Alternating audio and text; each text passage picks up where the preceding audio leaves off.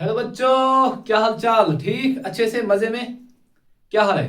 क्या चल रहा है? अच्छे से पढ़ाई कर रहे हो? मजे में? हम आज आगे चलते हैं। हमने डिस्कस किया था force and laws of motion.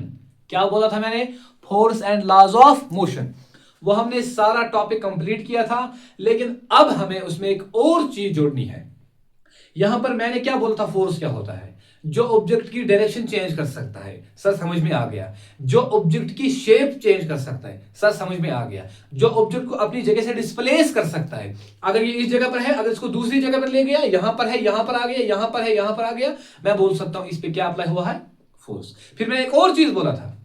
Force ये जरूरी नहीं कि फोर्स कॉन्टैक्ट फोर्स हो सके। हमारे पास दो किस्म के फोर्स होते हैं बेटा। मेरे साथ बोला, we have two types of forces, contact force, contact force.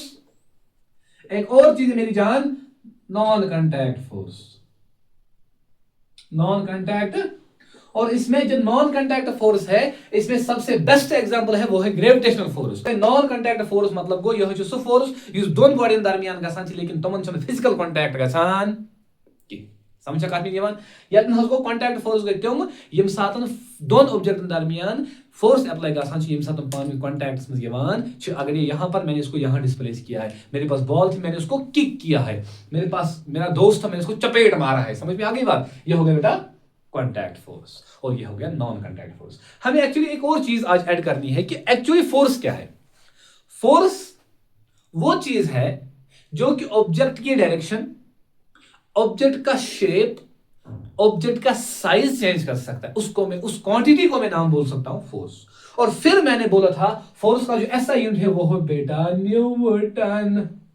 शाबाश। What is the SI unit of force? That is Newton. What is the SI unit of force? वो क्या है बेटा? जोर से बोलो, क्या है? न्यूटन। समझ में आ रही बात? आज गेटिंग में पॉइंट मैं क्या बोल रहा हूं? यहां पर कॉन्टैक्ट हो गया, नॉन कॉन्टैक्ट हो गया, और मैंने यहां पर आपको बोल दिया न्यूटन है किसका यूनिट, एसआई यूनिट किसका है? शाबाश, फोर्स का। सर ये तो ठीक है, यहां पर मैं समझ आ गया, लेकिन आज का क्या है? आज हमें फोर्स के ही दो टाइप्स पढ़ने हैं। बहुत ही बेहतरीन टॉपिक है, आप मेरे साथ बने रहो, हम इसको कंटिन्यू करते हैं। सर क्या है ये बैलेंसर फोर्स? बैलेंस का मतलब जरा सोचो, सोचो एक बार सोचो। बैलेंस क्या होता है? फिर सोचो अनबैलेंस क्या होता है। बैलेंस, हम बैलेंस डाइट खाते हैं ना, हम सेहतमंद रहते हैं। जब भी हम बैलेंस डाइट लेते हैं, हम अवल सवल यम साथ खेमो कहें, मतलब अस बैलेंस डाइट सुबह असल पे ब्रेकफास्ट, फिर करो लंच, फिर डिनर, अच्छे से हो जाएगा ये। और उसके बाद ये होता है बैलेंस डाइट, मतलब मेरी बॉडी ओवरऑल बैलेंस रहेगी। Is that clear? लेकिन सर अनबैलेंस क्या होता है? अनबैलेंस वो फोर्स होता है जहां पर एक साइड से कम, एक साइड से ज्यादा, या डाउनवर्ड से कम, अपवर्ड से ज्यादा, अपवर्ड से कम, डाउनवर्ड से ज्यादा, दाएं से ज्यादा, बाएं से कम, बाएं से कम, दाएं से ज्यादा।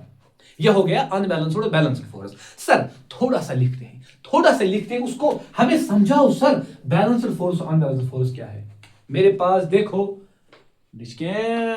ओहो तुम्हारे लिए लाया है, चल चल देखते, खेलो इसके साथ। देखो यहां पर इस ऑब्जेक्ट के साथ में कुछ करने वाला हूं, आप ध्यान से देखो। अगर मैं यहां पर, यहां से मैंने इसको पंच किया यहां से, अब जरा ध्यान से देखना, मैंने यहां पर इसको पंच किया, यहां से मैं इसको फोर्स दे रहा हूं। I am giving the force from this side but not this side. I get my point? मैं यहां से फोर्स अप्लाई कर रहा हूं, मैं यहां से फोर्स अप्लाई कर रहा हूं, लेकिन बॉडी क्या अनबैलेंस फोर्स के टाइम डिस्प्लेस हो जाएगी? शाबाश। अगर ये ऑब्जेक्ट है, मैंने यही टेबल पे कोई ऑब्जेक्ट रख लिया, आप जरा ध्यान से देखो इस चीज को। अगर मैंने ऑब्जेक्ट कोई रख लिया यहां पर मैंने कोई ऑब्जेक्ट रख लिया, इसको अच्छे से देखना। अगर ये चीज, अगर यहां से मैं इसको देता हूं 10 न्यूटन और यहां से भी देता हूं 10 न्यूटन, आपको लग रहा है कि ये बॉडी डिस्प्लेस हो जाएगी? आपको लग, आप शुया बात से ये डायरेक्ट मान जाए ना, ये नहल डायरेक्ट सर वन सवाल। अगर कोई ब्याह बाल थे यतन अथ में मेथो यतन, चलिए मैंने सर्कुलर कोई ऑब्जेक्ट, फोर साइड ऑब्जेक्ट रखा कोई यहां पर, तो मैं बोल सकता, मैं देता हूं यहां से 15 न्यूटन, यहां से 10 न्यूटन। मुझे बोलो ये किस डायरेक्शन में जाएगा? शाबाश, बोलो किस डायरेक्शन में जाएगा?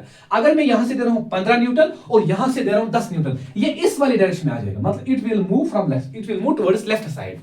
जहां से फोर्स ज्यादा लगता है, जहां से फोर्स ज्यादा लगता है उसी की अपोजिट डायरेक्शन में ही जाता है। कॉमन सेंस वाली बात है। यहां से फोर्स लगा, इसका अपोजिट साइड कौन है? वो वाला साइड। मैं इसका रखता हूं समझने के लिए नॉर्थ और साउथ। अगर नॉर्थ से 15 न्यूटन लगता है, अगर नॉर्थ से 15 न्यूटन लगता है और ये जाएगा साउथ की डायरेक्शन में। एक और चीज, अगर मैं यहां से 15 न्यूटन देता हूं और यहां जाएगा, तो मैं, मुझे बोलो ये जाएगा नॉर्थ की डायरेक्शन में। कहां जाएगा? नॉर्थ की डायरेक्शन में जाएगा। अगर इस साइड से फोर्स अप्लाई करो, is that clear? Are you getting my point? चलिए सर, बैलेंस्ड और अनबैलेंस्ड में मेन डिफरेंस क्या है, मेरी बात सुनना। बैलेंस्ड और अनबैलेंस्ड में सबसे बड़ी वाली डिफरेंस जो है कि जो बैलेंस्ड फोर्स होता है, शब्द मेरे साथ बोलो, जो बैलेंस्ड फोर्स होता है वहां पर नेट रिजल्टेंट बोलो मेरे साथ, या नेट भी बोल सकते हो या रिजल्टेंट भी बोल सकते हो, वो होता है बेटा जीरो के बराबर। वो होता है किसके बराबर? जीरो के बराबर। और यहां पर जो अनबैलेंस्ड फोर्स है वहां जीरो के बराबर नहीं होता है। समझ में आ रही बात? Point clear? कसम क्या सुना सर, वो समझाओ, थोड़ा थोड़ा समझाओ समझने के लिए। समझने जो समझे पत क्या मैंने पई आस्था है, जरा मुझे बोलो इसके बाद इस शहर का क्या आस्था है। ध्यान से भी ध्यान से। मैंने यहां पर एक ऑब्जेक्ट रखा, I place the object here and then I put a book on it.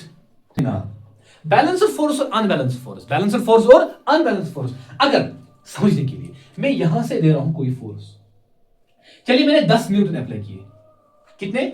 और इस वाली डायरेक्शन पे भी मैं 10 न्यूटन ही अप्लाई करता हूं।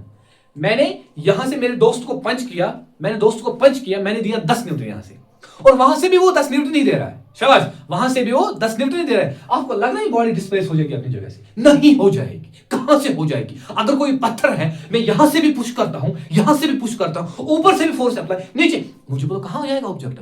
वो कहां जाएगा? अरे भाई कहीं नहीं जाएगा। The object will rest on its place. Object वहीं पर रहेगा जहां ऑब्जेक्ट ऑलरेडी है। कच्छा समझ एमिक मतलब वो यम साधन ते ऑब्जेक्टस पे बैलेंस फोर्स लगान छ सो छ पनि जा डिस्प्लेस गसान कि नेट रिजल्टेंट फोर्स छ 0 बराबर। शाबाश, रिजल्टेंट का बराबर ही मतलब यहां से लगे कितना फोर्स? 10 न्यूटन, और यहां से भी लगे 10 न्यूटन। ये नेगेटिव क्या करेगा? Represent what negative will represent? It will represent direction. क्या करेगा रिप्रेजेंट? और 10 किसके हैं? वहां बच गए 0। समझ में आ गई बात? जब भी, इसीलिए मैं बोल रहा हूं, जब भी बैलेंसर फोर्स अप्लाई होता है एक बॉडी पे, वो अपनी जगह से डिस्प्लेस नहीं होती। अच्छा सर, ये तो समझ में आ गया। मुझे बोलो अनबैलेंसर में क्या होगा?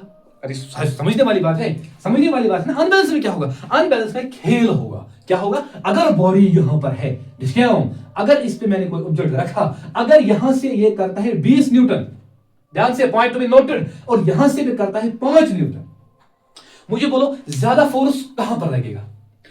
बेस्ट एग्जांपल समझिए, ट्रिपल एच और मैं बॉक्सिंग करता हूं, ठीक है? हाँ, ट्रिपल एच और मैं बॉक्सिंग करता हूं, वो ज्यादा फोर्स अप्लाई करेगा, ठीक है? मैं कम फोर्स अप्लाई कर सकता हूं, और वो मुझे पीछे ले सकता है। मतलब जब वो पुश करेगा मैं बैकवर्ड जाऊंगा। अरे समझने वाली सिंपल सी बात है ना, वो जब पुश करेगा मैं पीछे जाऊंगा। इसका मतलब है ये है अनबैलेंस्ड फोर्स, जहां पर रिजल्टेंट 0 के बराबर नहीं होता है, या तो नेट फोर्स 0 बराबर आसान छ बेच ऑब्जेक्ट ऑलवेज करना तथ डायरेक्शन मूव, तथ डायरेक्शन या पर फोर्स कम चांस। अगर यहां से मैं 20 न्यूटन देता हूं, यहां से मैं 20 न्यूटन, और वहां से कितना आ रहा है? 5 न्यूटन, और ऑब्जेक्ट उसी 5 न्यूटन की डायरेक्शन में मूव करेगा। Is that clear? Are you getting my point? आगे चलते हैं। चलिए बेटा, अभी तो हमने वो लिखा जो हमें लिखना था, लेकिन अभी क्या मसला है? अभी जो पॉइंट है यहां पर, अभी आप इन पॉइंट्स को मेंशन करो एक एक करके। मैंने जो बोर्ड पे लिखा है आप इनको मेंशन करते जाओ। क्या मैंने लिखा है sir? Balancing forces are those forces in which resultant force या net force is 0. सिंपल, जो मैंने अभी बोल रहा था। If number of balancer forces act on stationary object, the object continues to remain in stationary. अगर बॉडी पे हर बार balancer force ही लगेगा, वो अपनी ही जगह रहेगी, वो हिल नहीं जाएगी। हाँ कि ना बोलना मेरी जान? सो डायल पानी जाए किहन। अच्छा sir, if number of balancer forces act on body in uniform motion, the body continues to be in the state of uniform motion. अगर बॉडी पे बॉडी चल रही है यूनिफॉर्म मोशन में, यहां से बैलेंस, वहां से बैलेंस, ये हर बार किस में रहेगी? यूनिफॉर्म मोशन में ही रहेगी। किस में रहेगी? It will go continue in uniform motion if the applied force on it is balancer force. Balancer diet खाओ भाई, बॉडी बनाओ, डोले शोले बनाओ, ठीक है? यहां पर जब भी बॉडी पे बैलेंसर फोर्स होगा तो वो यूनिफॉर्म मोशन में ही रहेगी। Uniform motion equal distance in equal interval of time. कहां तक रहेगी? वहीं पर। वो तब तक यूनिफॉर्म मोशन में ही रहेगा जब तक उससे बैलेंसर फोर्स अप्लाई होता रहेगा। जैसे ही अनबैलेंसर, वो अपनी मोशन चेंज करेगा। Are you getting my point? इन पॉइंट्स को बहुत बेहतरीन तरीके से आप सीरीज शॉट ले सकते हो, या ऐसे मेंशन करो पॉइंट को अच्छे से, ठीक है? आगे चलते हैं। मिलो न हमको दिल घबराए, इधर देखो अनबैलेंस्ड फोर्स आ गया आपके लिए। ध्यान से देखो, अनबैलेंस्ड फोर्स क्या होता है बच्चा? ध्यान से, are those forces in which resultant force acting on body is not 0। Not मैंने बोला यहां पर, मतलब अगर एक बॉडी पर अनबैलेंस्ड फोर्स अप्लाई होता है शाबाश। अगर एक बॉडी पर अनबैलेंस फोर्स अप्लाई होता है, इसका मतलब है उसका जो रिजल्टेंट फोर्स वो जीरो नहीं रहेगा, जो उसका रिजल्टेंट फोर्स वो जीरो नहीं रहेगा। समझने के लिए मेरे हाथ में ये मार्कर है, ठीक है, यहां से मैं इसको पुश कर रहा हूं, यहां से मैं मेरा दोस्त या यहां से कोई मेरा दोस्त उसको पुश कर रहा है, यहां से मैं पुश कर रहा हूं। समझिए, ध्यान से देखना, अगर मैं 10 न्यूटन अप्लाई करता हूं, मेरा दोस्त 15 न्यूटन अप्लाई करता है, ये बॉडी डिस्प्लेस होगी कि नहीं होगी? हाँ सर, डिस्प्लेस होगी। मतलब यहां पर रिजल्टेंट वो जीरो नहीं रहा, वो जीरो नहीं रहा। आगे चलते हैं। To move a stationary object we have to push it with greater force. अगर हमें एक बॉडी को धक्का देना होगा, चलिए मैं गाड़ी को धक्का, कोई ट्रक वो बड़ा हो जिसमें कपड़े रखते हैं, बड़ा वाला ट्रक, अगर मुझे उसको पुश करना होगा, मैं उसको पुश करता हूं, शाबाश। अगर मुझे उसको पुश करना है, मुझे ज्यादा फोर्स अप्लाई कर as compared to it is, कौन सा फोर्स उस पे लगता है? Frictional force. जो उस पे एक frictional force because of ground, because of the surface of the earth, उस पे लगता है, मुझे ग्रेटर फोर्स अप्लाई करना पड़ेगा, तब जाके वो अपनी जगह से हिल जाएगा। समझ में आ गई बात? इसका मतलब है सर, अगर मुझे किसी भी बॉडी पर अनबैलेंस्ड फोर्स अप्लाई होगा, वो मोशन में आएगा। वो किस में आएगा? अनबैलेंस्ड फोर्स कैन मूव और स्टॉप द बॉडी। ये बॉडी को मूव भी करवा सकते हैं, बॉडी को रोक भी सकते हैं। ये जो बैलेंस्ड फोर्स है, क्या शेप चेंज कर सकता है? हाँ सर, शेप चेंज कर सकता है। मैं देता हूं यहां से भी 10 न्यूटन, यहां से भी, इसका शेप चेंज हो जाएगा,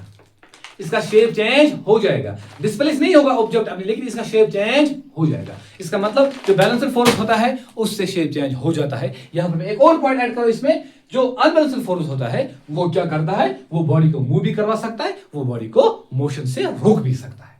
are you get my point? ये हो गया आज का लेक्चर कंप्लीट। हमने आज अनबैलेंस्ड फोर्स और बैलेंस्ड फोर्स विद एग्जांपल इनको क्लैरिफाई कर दिया। मिलते हैं इंशाल्लाह नेक्स्ट वीडियो में, बने रहो हमारे साथ।